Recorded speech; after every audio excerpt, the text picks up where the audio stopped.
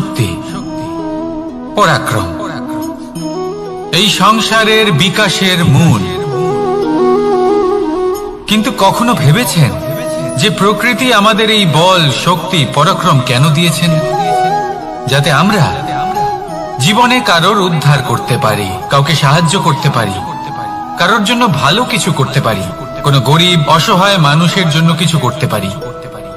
এই বল, এই শক্তির সদ্ব্যবহার করতে পারি। কখনো দেখেছেন এমন মানুষ যার কাছে অসীম শক্তি আছে, কিন্তু তার সাথেই অসম্ভব অহংকারও রয়েছে, যিনি নিজেকে সর্বশ্রেষ্ঠ বলে মনে করেন, খারাপ কাজও করেন। আপনি দেখবেন প্রকৃতি এবং মানুষ তাকে ভাঙতে সর্বদা চেষ্টা করেন। মনে রাখবেন, যতই সুবিশাল পর্বত হোক না কেন, তা যদি পথে পড়ে তাকে ভেঙে পথ প্রশস্ত করা হয়। যদি আপনার কাছে বল থাকে, শক্তি থাকে, পরাক্রম থাকে, তাহলে তার সদ্ব্যবহার করুন, কাউকে সাহায্য করুন, কাউকে রক্ষা করুন। যদি আপনি আপনার শক্তির দুর্ব্যবহার করেন, তাহলে মনে রাখবেন আপনি নিজের বিনাশ নিজেই আমন্ত্রণ করছেন। এবার বল অর্জন করার পরে, শক্তি অর্জন করার পরে আপনি নিজেকে বিনাশ করতে চান নাকি এই সংসারের উদ্ধার করতে চান? সিদ্ধান্ত আপনার। রাধা রাধা। মানুষ আর ধন, এই দুইয়ের মধ্যে সম্পর্ক খুব ঘনিষ্ঠ। ধন হলো সেই শক্তি যার ব্যবহার মানুষ করে থাকে সাংসারিক বস্তু ক্রয় করার জন্য, নিজের জীবন যাপন করার জন্য। আর মানুষ হলো সেই শক্তি যারা ধনকে গুরুত্বপূর্ণ করে তোলেন। এবার একটা কথা বলি, ব্যবহার করা উচিত ধনকে আর ভালোবাসা উচিত মানুষকে। এটা বেশিরভাগ মানুষই বোঝেন না। মানুষ এখানেই সব থেকে বড় ভুল করে বসেন। তারা ভালোবাসেন ধনকে আর ব্যবহার করেন মানুষকে। এ হলো অনুচিত। দেখুন, আপনি একটা সূচের দ্বারা যুদ্ধ করতে পারবেন না, আর কোনো তলোয়ার দ্বারা বস্ত্র সেলাই করতে পারবেন না, তাই না? কোনটা কিসের জন্য হয় সেটা বোঝা অত্যন্ত জরুরি। আপনিও সঠিক দিকে অগ্রসর হন। মানুষকে ভালোবাসুন আর ধনকে ব্যবহার করুন। যদি আপনি মানুষকে ব্যবহার করেন, তাহলে আপনি ভালোবেসে ফেলবেন ধনকে, আর এই ভালোবাসা ধীরে ধীরে পরিণত হবে লোভে, আর ধীরে ধীরে এটা আপনাকে বিনাশ করে দেবে। তাহলে সমস্ত মানুষকে ভালোবাসুন আর এইভাবে ভালোবেসে বলুন, রাধা রাধা। সাফল্য কে না চান? সাফল্য লাভ করার, শিখরে পৌঁছানোর আলাদাই একটা আনন্দ রয়েছে। আর আপনজনদেরও কে না চান? প্রত্যেক মানুষ চান যেন জীবনে তার কোনো আপনজন থাকে, যারা সবসময় তাদের সাথে থাকবে। কারণ আপনজনের সাথেই তো সাফল্যের আনন্দ সব থেকে বেশি পাওয়া যায়। কিন্তু আসলে কি হয়, অনেক সময় সাফল্যের খোঁজে সেই পথে চলতে চলতে আমরা আপনদের থেকে দূরে চলে যাই। না চাইতেও দূরে চলে যেতে হয়, ওনাদের সাথে সময় কাটাতে পারি না। আর আমরা ভুলে যাই যে সাফল্যের আসল আনন্দ আপনজনদের সাথেই পাওয়া যায়।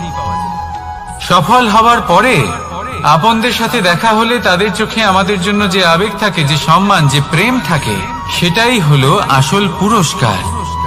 আমরা সেই কথা ভুলে যাই এবং একা হয়ে পড়ি। বেশিরভাগ সময় এটাই হয়। বেশিরভাগ সময় সফল মানুষগুলি একা হয়ে যান। এবার আপনি কি চান? আপনি অসফল হয়ে দিনগুলি একাকিত্বে কাটাতে চান, নাকি সফল হয়ে আপনজনদের সাথে আনন্দে থাকতে চান? সেই সিদ্ধান্ত আপনার। সাফল্যের পেছনে ছুটুন, নিজেকে উজাড় করে দিন, কিন্তু আপনজনদের সঙ্গ ত্যাগ করবেন না। সেই আপনজন যারা আপনার সাফল্যের জন্য দায়ী, সেই আপনজন যিনি আপনার সাফল্যে আনন্দ পান, সুখ লাভ করেন, তাদের কখনো ত্যাগ করবেন না। আসুন আমার সাথে ভালোবেসে বলুন, রাধা রাধা। বাজ পাখিকে পক্ষীরাজ বলা হয়। বাজের আয়ু হলো মোটামুটি 70 বছর।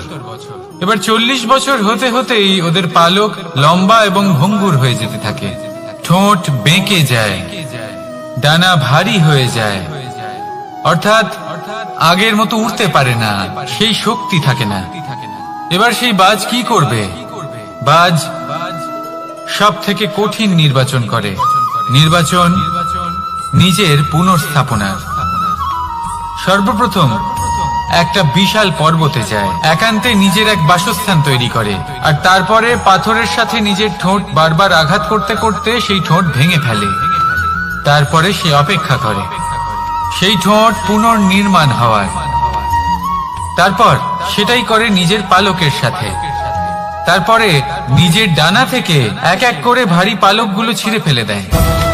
আর তারপর 150 দিনের এই যন্ত্রণা সহ্য করার পরে ও ফিরে পায় নিজের উড়বার অনন্য ক্ষমতা, সেই শক্তি। আর তারপরে ও জীবনের পরবর্তী 30 বছর বাঁচে। কি বুঝলেন আপনি? যদি ইচ্ছে শক্তি থাকে তাহলে একজন দুর্বলও শক্তিশালী হতে পারে। আপনিও এটাই করুন, নিজের অতীতের যন্ত্রণার বোঝাগুলিকে ত্যাগ করুন আর কল্পনার খোলা আকাশে উন্মুক্ত হয়ে উড়ে বেড়ান। নিজের পুনর্স্থাপনা করুন, তবেই সর্বশ্রেষ্ঠ হতে পারবেন। আর মনে রাখবেন, এই ছোট ছোট পদক্ষেপই বড় বড় শিখরে পৌঁছে দিতে পারে। তাহলে আসুন আর আমার সাথে ভালোবেসে বলুন, রাধা রাধা। আপনি কি কখনো জলকে নিজের মুঠোতে ধরে রাখার চেষ্টা করেছেন? চলুন আজ করা যাক।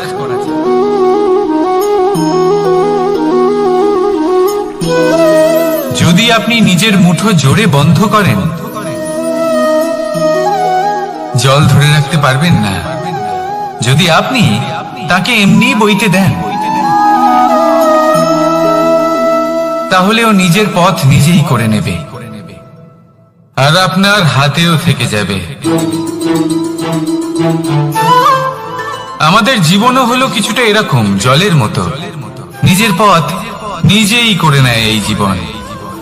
প্রত্যেক সমস্যার সমাধান নিজেই করে নেয় এই জীবন। তাই জীবনে যখন কোনো পরিস্থিতি আমাদের প্রতিকূল হয়ে থাকে, কিছুই হয়তো আমরা বুঝতে পারছি না, কিছুই যখন বসে থাকে না, তখন আমরা হতাশ হয়ে পড়ি, নিরাশ হয়ে পড়ি। আর এটাই করা উচিত নয়। শান্ত মনে দেখতে হবে যে এই জীবনে আসলে কি ঘটে চলেছে। কষ্ট সবাই ভোগ করেন। কষ্ট পেলে কেউ রেগে যান, রেগে গিয়ে পরাক্রম দেখান। এটাই তো করা উচিত নয়। শান্ত মনে সেটাই করতে হবে যা জীবন আমাদের শেখাতে চাইছে। জীবন আমাদের সব শিখিয়ে দেবে, শুধু মনে রাখবেন কখন প্রয়াস করতে হবে আর কখন আমাদের প্রতীক্ষা করতে হবে, সেটা আগে আপনাকে বুঝতে হবে। তাহলে আসুন আমার সাথে ভালোবেসে বলুন, রাধা রাধা। ভগবান আর ভক্ত যখন এক আকার হয়ে যায়, যখন ভক্ত তার ভগবানের প্রতি এবং নিজের জীবনের উদ্দেশ্যের প্রতি সম্পূর্ণরূপে সমর্পিত হয়, তখন জন্ম নেয় ভক্তি। এই সংসারের সমস্ত আশা হয়তো আপনার সঙ্গ ত্যাগ করে দিতে পারে, তখনও ভক্তি সাথে থাকবে। ভক্ত আর ভগবান যখন এক আকার হয়ে যায়, তাদের মধ্যে কোনো পার্থক্য থাকে না। তারা এক হয়ে যায়, এক ব্যক্তিত্ব, এক অস্তিত্ব। সেই জন্য কখনো জীবনে যে কোনো রূপেই, যে কোনো প্রকারেই, যে কোনো ঈশ্বরকে মান্য করুন। মনের মধ্যে শ্রদ্ধা ভাব জাগ্রত করুন, মনে ভক্তি ভাব জাগ্রত করুন। এই সমগ্র সংসারে সব কিছু আপনাকে ছেড়ে চলে গেলেও তখনও এই ভক্তি শুধুমাত্র আপনার উত্থান ঘটাবে। তাই মনে ভক্তি জাগ্রত করুন আর আমার সাথে ভালোবেসে বলুন, রাধা রাধা। শব্দই হলো শূন্য, শব্দই হলো আরম্ভ, শব্দই হলো অন্ত, শব্দই হলো অমর, শব্দই হলো ব্রহ্ম। এই শব্দ হলো অত্যন্ত বিশেষ। কেউ কাঁদলে তাকে হাসিয়ে তোলে, কেউ হাসলে তাকে কাঁদিয়ে দেয়। কারোর মনে উদ্দীপনা জাগিয়ে তুলতে পারে, আবার কারোর মনে কাঁটা হয়ে বিঁধে থাকতে পারে। একটা অত্যন্ত গুরুত্বপূর্ণ কথা যা বোঝা অত্যন্ত আবশ্যক। আপনার মন, আপনার হৃদয়ে যতই শুদ্ধ হোক না কেন, যতই পবিত্র হোক না কেন, আপনার দৃষ্টিভঙ্গি যতই স্পষ্ট হোক না কেন, যদি আপনার কথা পবিত্র না হয়, যদি আপনার শব্দ শুদ্ধ না হয়, তাহলে তা আপনাকে আপনার কর্মফল ভোগ করতে বাধ্য করবেই। একটা সহজ উদাহরণ দিই। আপনার জীবনে এমন কেউ অবশ্যই থাকবেন যাকে আপনি পছন্দ করেন না, যিনি হয়তো অধর্মী মানুষ, যিনি হয়তো দুর্বুদ্ধি সম্পন্ন মানুষ, কিন্তু তার জন্য অপশব্দ প্রয়োগ করলে তার মধ্যে কোনো পরিবর্তন আসবে না, তার মানসিকতা বদলাবে না, শুধু মনে প্রতিশোধ স্পৃহা জেগে উঠবে, মনে হিংসা জাগবে, আর কিচ্ছু নয়। সেই জন্য নিজের শব্দকে নিয়ন্ত্রণ করুন, নিজের কথা সংযত করুন। শ্রেষ্ঠ থেকে শ্রেষ্ঠতর মানুষকেও সাবধানী হতে হয়, কারণ যদি এই শব্দের প্রয়োগ সঠিক না হয়, তাহলে আজীবন মানুষকে নির্বাক হয়ে থাকতে হতে পারে। তাহলে নিজের শব্দ নিয়ন্ত্রিত রাখুন, নিজের কথাকে শুভ করুন, এতে প্রেমবোধ জাগিয়ে তুলুন, আর সেই প্রেমবোধ নিয়েই বলুন রাধা রাধা। বরদান এবং অভিশাপ, এই দুই হলো একই মুদ্রার দুটি পিঠ। এই বরদান আমরা অনেক কারণে পেতে পারি, কখনো নিজের পরিশ্রমের কারণে, কখনো নিজের তপস্যার কারণে, কখনো আমাদের পূর্বপুরুষদের কর্ম ও তপস্যার কারণে। কিন্তু এই বরদান কতক্ষণ বরদান থাকবে তা আমরা নিশ্চিত করতে পারি না, তা সুনিশ্চিত করে শুধুমাত্র আমাদের কর্ম। যদি আপনাকে উদাহরণ দিই, আপনি রেশমের কীট দেখেছেন? ও বরদান পেয়েছে যে ও নিজের সুরক্ষার জন্য খোলস বানাতে পারে। এবারও তাতে এত মত্ত হয়ে যায় যে এমন এক আবরণ বানিয়ে ফেলে যাতে সে নিজেই আবদ্ধ হয়ে চাপা পড়ে মরে যায়। এটার তাৎপর্য কি? তাৎপর্য খুবই সরল। গর্ব করা খুবই ভালো, কিন্তু অহংকার করা কখনোই উচিত নয়। যদি অহংকার মনের মধ্যে প্রবেশ করে, তাহলে এই বরদান অভিশাপে পরিণত হতে সময় লাগে না। আর যদি কর্মশ্রেষ্ঠ হয়, তাহলে অভিশাপ বরদানে পরিণত হয়। তাহলে আসুন শ্রেষ্ঠ কর্ম করুন, আর আমার সাথে ভালোবেসে বলুন রাধা রাধা। সুখ, দুঃখ, মৃত্যু, মহামারী, এগুলো কখনো বলে আসে না, আবার জিজ্ঞাসা করেও আসে না। এমনই হয় দ্রুত ক্রীড়ার এই খেলায়, এক কারাগারের মতো, একটা মাকড়সার জালের মতো। যেমন একটা মাকড়সার জাল একটা পোকাকে নিজের দিকে আসতে আকর্ষিত করে, নিজের চমকের দ্বারা, নিজের গঠন দ্বারা। সেরকমই দ্রুত ক্রীড়ার এই খেলা মানুষকে নিজের দিকে আসতে প্ররোচিত করে। শেষে গিয়ে মানুষ আটকা পড়ে। পার্থক্য শুধু এটাই, যখন এক পোকা এই জালে জড়িয়ে পড়ে, তখন সে তার প্রাণ হারায়। মানুষ যখন এই দ্রুত ক্রীড়ায় আকর্ষিত হয়, সে নিজের মান, নিজের ধন সবকিছু হারায়, নিজের বিবেক হারিয়ে ফেলে। কিন্তু আপনি আপনার বিবেক কখনোই হারাবেন না। যদি আপনার মনে লোভ চলে আসে, আপনি লোভী হয়ে ওঠেন। যদি আপনি দ্রুত ক্রীড়ার এই খেলায় আটকা পড়েন, তাহলে মনে রাখবেন, এই খেলা থেকে ফিরে আসা প্রায় অসম্ভবই বলা যায়। নিজের বিবেক কখনো হারাতে দেবেন না, কারণ বিনাশ আসার প্রথম লক্ষণ হলো বিবেকের বোধ চলে যাওয়া। এই প্ররোচনায় কখনো পা দেবেন না। আর আমার সাথে ভালোবেসে বলুন রাধা রাধা। বিজয়, বিজয় লাভের জন্য মানুষ কি না করে থাকে, যে কোনো সম্ভাব্য প্রচেষ্টা করে। কিন্তু নিজের বিজয় লাভের জন্য বাজিতে যা ইচ্ছে তাই রেখে দেওয়া কি উচিত কাজ? কখনোই নয়। নিজের হারানো সম্মান, নিজের হারানো সম্পত্তি, নিজের হারানো অধিকার ফিরে পাওয়ার শুধু একটাই পথ রয়েছে, আর তা হলো পুরুষার্থ, দ্রুত ক্রীড়া নয়। যে মানুষ নিজেই হেরে গেছে, নিজেই নিজের জয়লাভ করার জন্য অন্য কাউকে কিভাবে বাজিতে রাখতে পারে? এ হলো সম্পূর্ণরূপে অনুচিত। অনেক সময় অনেক ধন লাভ করার জন্য, অনেক সম্পত্তি লাভ করার জন্য আমরা নিজের আসল ধন, আমাদের আপনজন, তাদেরকে হারিয়ে ফেলতেও প্রস্তুত হয়ে যাই। এটা একেবারেই উচিত নয়। যত বড়ই সংকট আসুক না কেন, আমাদের আপনজনদের আমাদের সাথেই রাখা উচিত।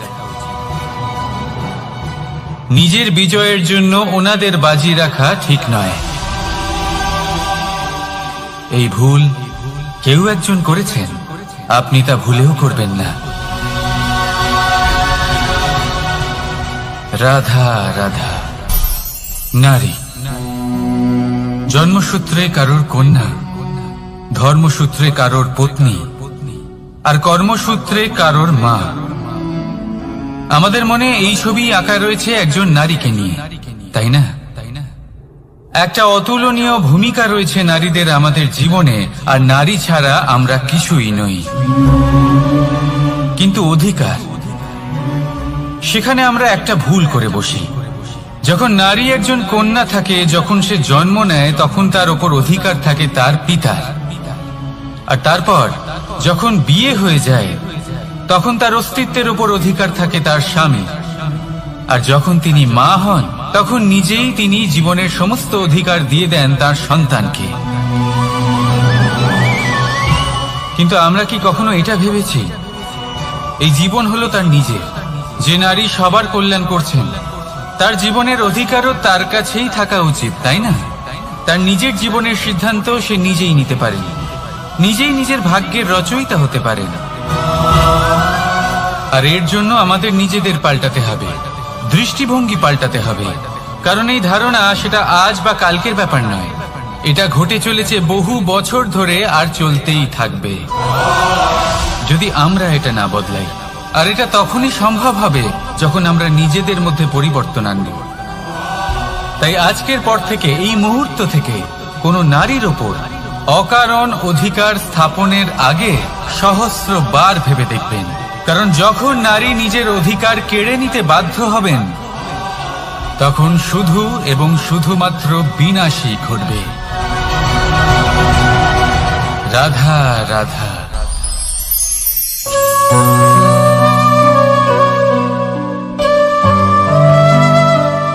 নারী, পুরুষরা যাকে নাম দিয়েছেন ত্রিয়া, কেন দিয়েছেন, কে দিয়েছেন, কেউ তা জানে না। কথায় আছে, পুরুষরা ভাবেন যে ত্রিয়া, ভাবেন একরকম, বলেন অন্য কিছু, আর করেন অন্য কিছুই। কিন্তু সত্যিটা কি এটাই? আসল সত্যি হলো এটাই যে ত্রিয়া হলো সেই চরিত্রহীন পুরুষ আর কেউ নয়। সেই পুরুষ যারা নারীকে বলেন যে আপনি হলেন মা, আপনি হলেন দেবী, আপনি হলেন বোন। আর ভাবেন কি?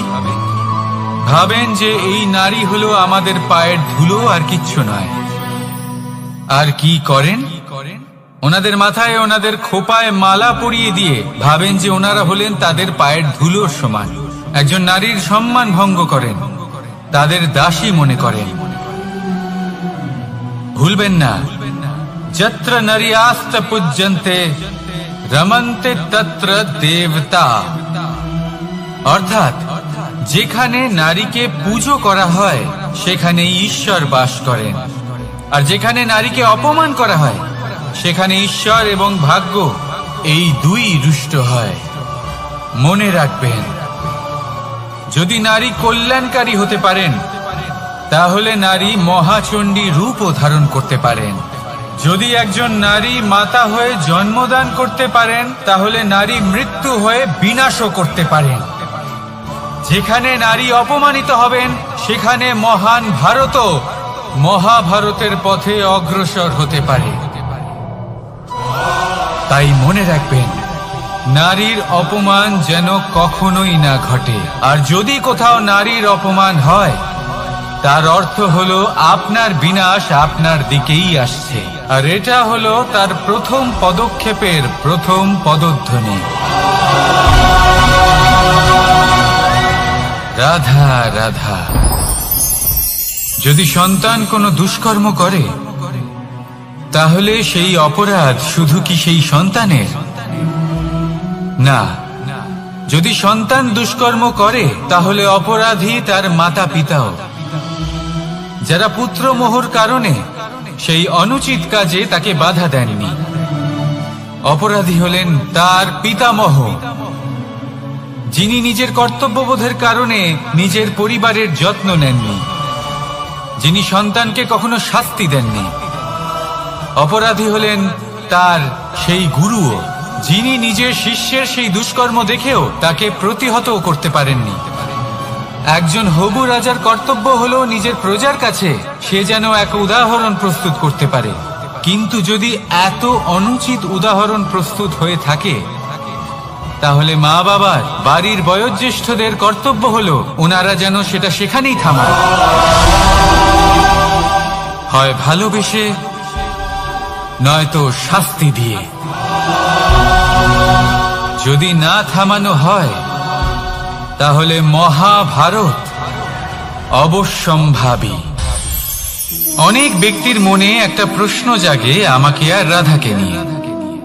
বলেন যে না আমি আর রাধা একসাথে থাকি, না আমাদের বিয়ে হয়েছে, আমি এখানে দ্বারকাতে ও ওখানে বর্ষণাতে, তাও এত ভালোবাসা কি করে? এ কেমন সম্পর্ক? আমি তাদের একটা সহজ কথা বলতে চাই। আপনি কখনো আয়নার দিকে দেখেছেন? নিজের দুই চোখের দিকে তাকিয়ে জিজ্ঞাসা করুন, এই দুই চোখ একসাথে কেন বন্ধ হয়, একসাথে কেন খোলে, একসাথে কেন ঘুমোয়, একসাথে কেন কাঁদে? আজীবন কোনো এক মানুষের সাথে সম্পর্ক রাখা অবশ্যই সম্ভব, তাদের সাথে দেখা না করে। আমার আর রাধার ভালোবাসাও কিছুটা এরকমই, আর কিছুটা এরকমই হয় ভালোবাসা দুই নয়নের মতো, যারা কখনোই মিলিত হবে না কিন্তু চিরকালের জন্য একসাথে জুড়ে থাকবে। এই অনুভূতি নিঃস্বার্থ হয়, আর এই নিঃস্বার্থ ভালোবাসা আপনাকে আনন্দের পথে অগ্রসর করে। জীবনে সবসময় নিঃস্বার্থভাবে ভালোবাসুন, শুধুমাত্র আনন্দই পাবেন। তাহলে আসুন আমার সাথে নিঃস্বার্থভাবে ভালোবেসে বলুন, রাধা রাধা। মানুষ, কোন ব্যক্তির নির্মাণ হয় কিভাবে?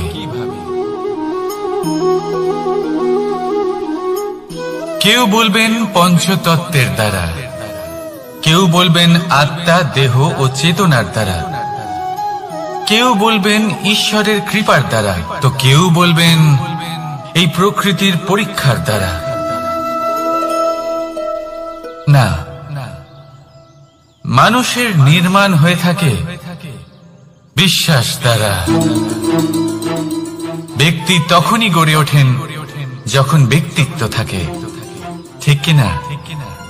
আর ব্যক্তিত্ব তখনই হবে আর সেরকমই হবে যেরকম বিশ্বাস আপনি নিজের উপরে রাখবেন।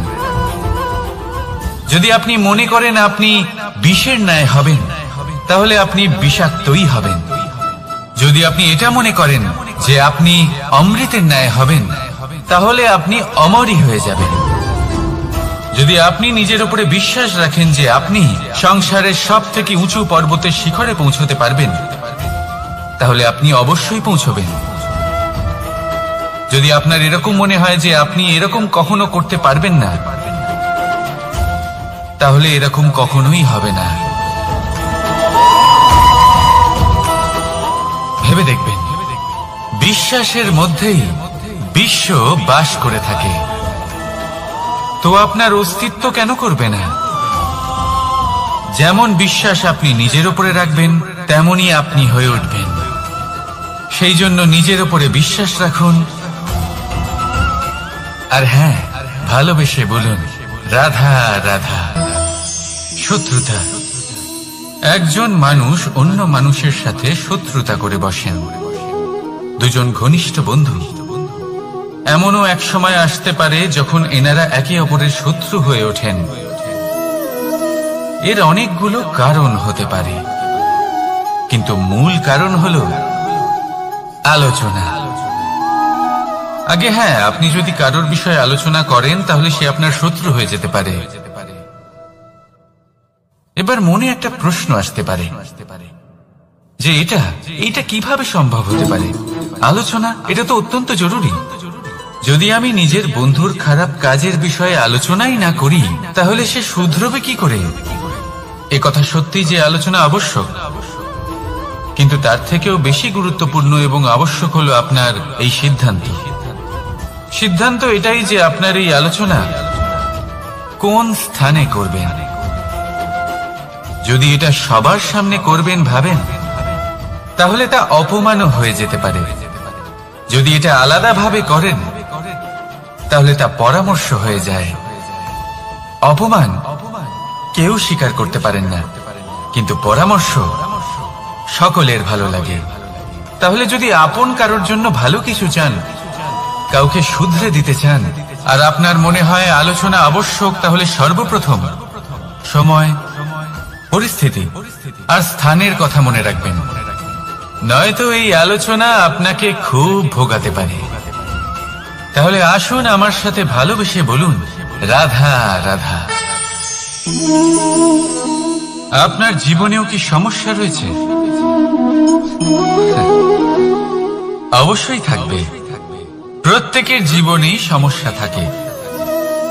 প্রত্যেক মানুষ জিজ্ঞাসাও করেন যে এই সমস্যা আসলে কি আর কেন আসে জীবনে।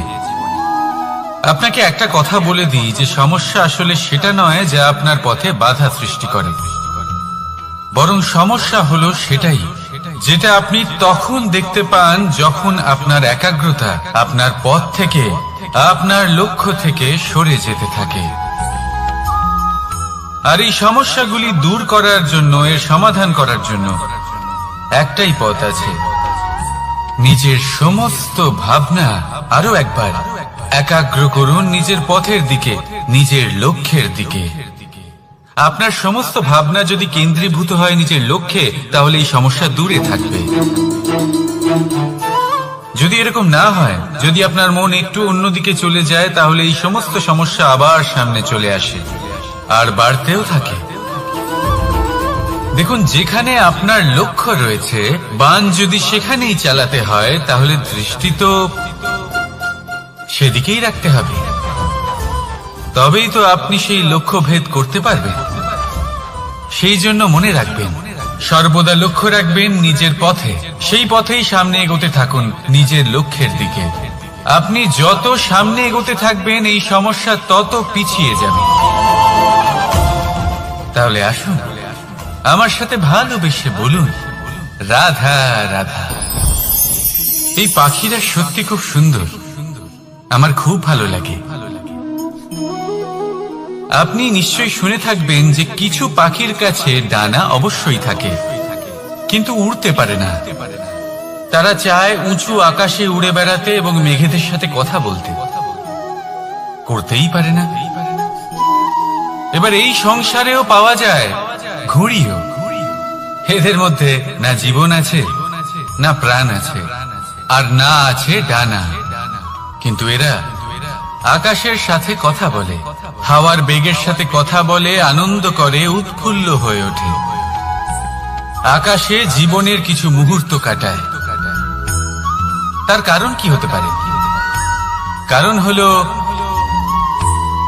সুতো। এই সুতো যদি সঠিক হাতে থাকে, তাহলে এই কাগজের তৈরি ঘুড়িও আকাশের উচ্চতায় উড়ে বেড়াতে পারে। এবার এই সুতো আসলে কি?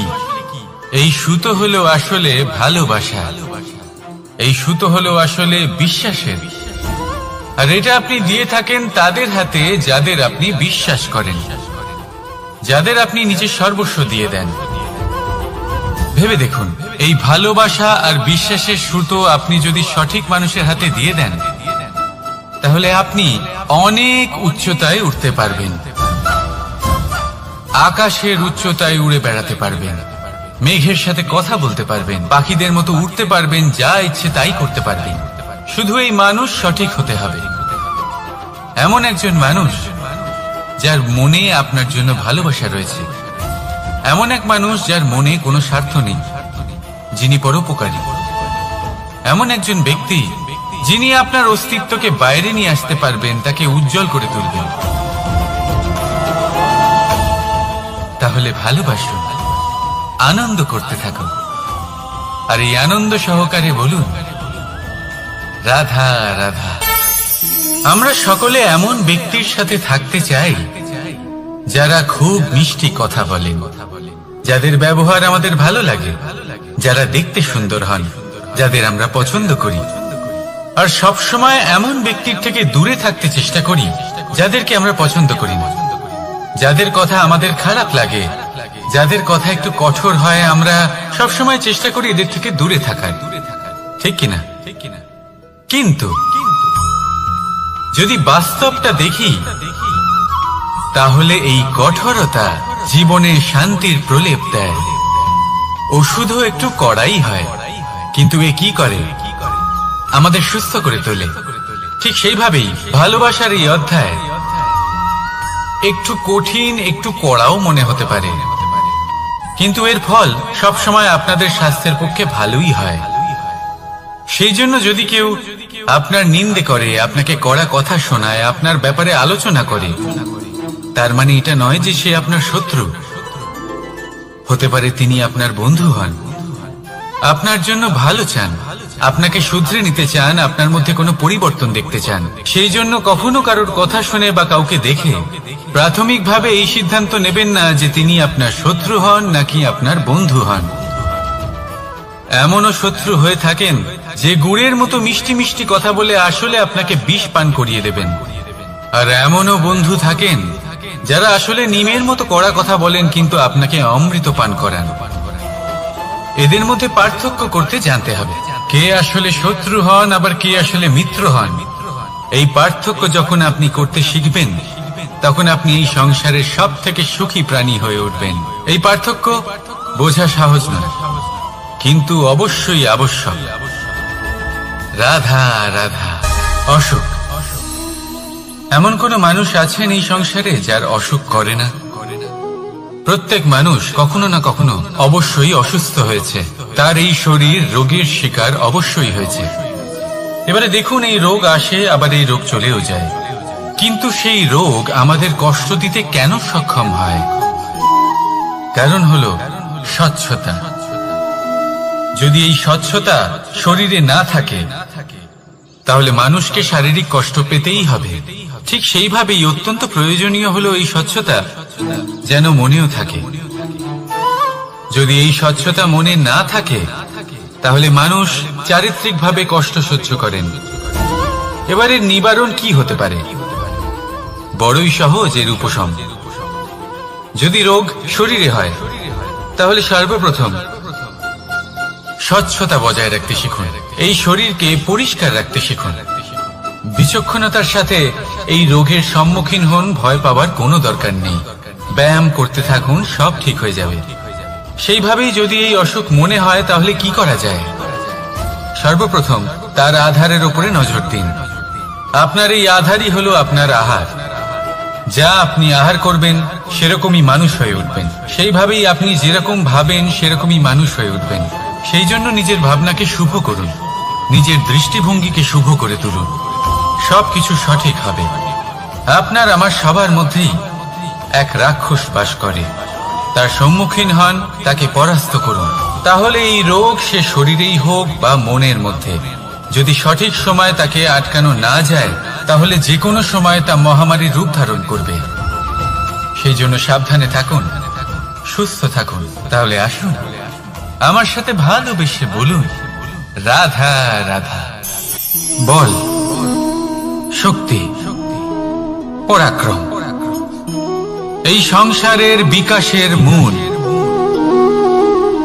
কিন্তু কখনো ভেবেছেন যে প্রকৃতি আমাদের এই বল, শক্তি, পরাক্রম কেন দিয়েছেন?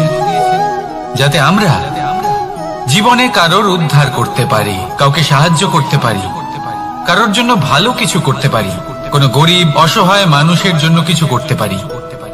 এই বল, এই শক্তির সদ্ব্যবহার করতে পারি। কখনো দেখেছেন এমন মানুষ যার কাছে অসীম শক্তি আছে কিন্তু তার সাথেই অসম্ভব অহংকারও রয়েছে, যিনি নিজেকে সর্বশ্রেষ্ঠ বলে মনে করেন, খারাপ কাজও করেন। আপনি দেখবেন প্রকৃতি এবং মানুষ তাকে ভাঙতে সর্বদা চেষ্টা করেন। মনে রাখবেন, যতই সুবিশাল পর্বত হোক না কেন, তা যদি পথে পড়ে তাকে ভেঙে পথ প্রশস্ত করা হয়। যদি আপনার কাছে বল থাকে, শক্তি থাকে, পরাক্রম থাকে, তাহলে তার সদ্ব্যবহার করুন। কাউকে সাহায্য করুন, কাউকে রক্ষা করুন। যদি আপনি আপনার শক্তির দুর্ব্যবহার করেন, তাহলে মনে রাখবেন আপনি নিজের বিনাশ নিজেই আমন্ত্রণ করছেন। এবার বল অর্জন করার পরে, শক্তি অর্জন করার পরে আপনি নিজেকে বিনাশ করতে চান নাকি এই সংসারের উদ্ধার করতে চান, সিদ্ধান্ত আপনার। রাধা রাধা। মানুষ আর ধন, এই দুইয়ের মধ্যে সম্পর্ক খুব ঘনিষ্ঠ। ধন হলো সেই শক্তি যার ব্যবহার মানুষ করে থাকে সাংসারিক বস্তু ক্রয় করার জন্য, নিজের জীবন যাপন করার জন্য। আর মানুষ হলো সেই শক্তি যারা ধনকে গুরুত্বপূর্ণ করে তোলেন। এবার একটা কথা বলি, ব্যবহার করা উচিত ধনকে আর ভালোবাসা উচিত মানুষকে। এটা বেশিরভাগ মানুষই বোঝেন না। মানুষ এখানেই সব থেকে বড় ভুল করে বসেন। তারা ভালোবাসেন ধনকে আর ব্যবহার করেন মানুষকে। এ হলো অনুচিত। দেখুন, আপনি একটা সূচের দ্বারা যুদ্ধ করতে পারবেন না, আর কোন তলোয়ার দ্বারা বস্ত্র সেলাই করতে পারবেন না, তাই না? কোনটা কিসের জন্য হয় সেটা বোঝা অত্যন্ত জরুরি।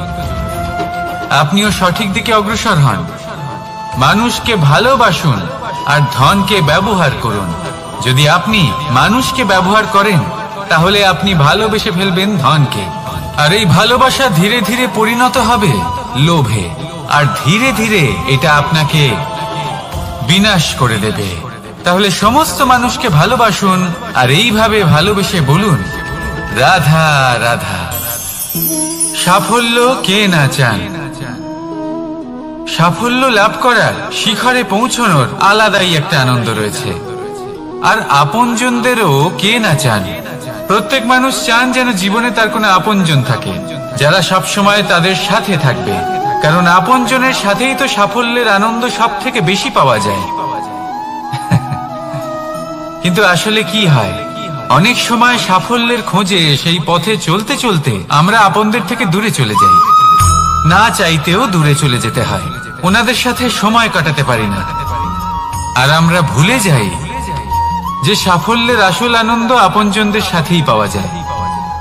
সফল হওয়ার পরে আপনদের সাথে দেখা হলে তাদের চোখে আমাদের জন্য যে আবেগ থাকে, যে সম্মান, যে প্রেম থাকে, সেটাই হলো আসল পুরস্কার। আমরা সেই কথা ভুলে যাই এবং একা হয়ে পড়ি। বেশিরভাগ সময় এটাই হয়। বেশিরভাগ সময় সফল মানুষগুলি একা হয়ে যান। এবার আপনি কি চান? আপনি অসফল হয়ে দিনগুলি একাকিত্বে কাটাতে চান, নাকি সফল হয়ে আপনজনদের সাথে আনন্দে থাকতে চান? সেই সিদ্ধান্ত আপনার। সাফল্যের পেছনে ছুটুন, নিজেকে উজাড় করে দিন, কিন্তু আপনজনদের সঙ্গ ত্যাগ করবেন না।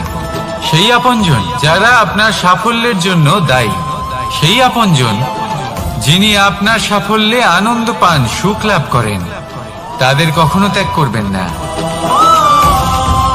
আসুন আমার সাথে ভালোবেসে বলুন, রাধা রাধা। বাজ পাখিকে পক্ষীরাজ বলা হয়। বাজের আয়ু হলো মোটামুটি 70 বছর। এবার 40 বছর হতে হতেই ওদের পালক লম্বা এবং ভঙ্গুর হয়ে যেতে থাকে। ঠোঁট বেঁকে যায়, ডানা ভারী হয়ে যায়, অর্থাৎ আগের মতো উঠতে পারে না, সেই শক্তি থাকে না। এবার সেই বাজ কি করবে? বাজ সব থেকে কঠিন নির্বাচন করে, নির্বাচন নিজের পুনর্স্থাপনার। সর্বপ্রথম একটা বিশাল পর্বতে যায়, একান্তে নিজের এক বাসস্থান তৈরি করে, আর তারপরে পাথরের সাথে নিজের ঠোঁট বারবার আঘাত করতে করতে সেই ঠোঁট ভেঙে ফেলে। তারপরে সে অপেক্ষা করে সেই ঠোঁট পুনর্নির্মাণ হওয়ার। তারপর সেটাই করে নিজের পালকের সাথে। তারপরে নিজের ডানা থেকে এক এক করে ভারী পালকগুলো ছিঁড়ে ফেলে দেয়। আর তারপর 150 দিনের এই যন্ত্রণা সহ্য করার পরে ও ফিরে পায় নিজের উড়বার অনন্য ক্ষমতা, সেই শক্তি। আর তারপরে ও জীবনের পরবর্তী 30 বছর বাঁচে। কি বুঝলেন আপনি? যদি ইচ্ছে শক্তি থাকে তাহলে একজন দুর্বলও শক্তিশালী হতে পারে। আপনিও এটাই করুন। নিজের অতীতের যন্ত্রণার বোঝাগুলিকে ত্যাগ করুন আর কল্পনার খোলা আকাশে উন্মুক্ত হয়ে উড়ে বেড়ান। নিজের পুনর্স্থাপনা করুন, তবেই সর্বশ্রেষ্ঠ হতে পারবেন। আর মনে রাখবেন, এই ছোট ছোট পদক্ষেপই বড় বড় শিখরে পৌঁছে দিতে পারে।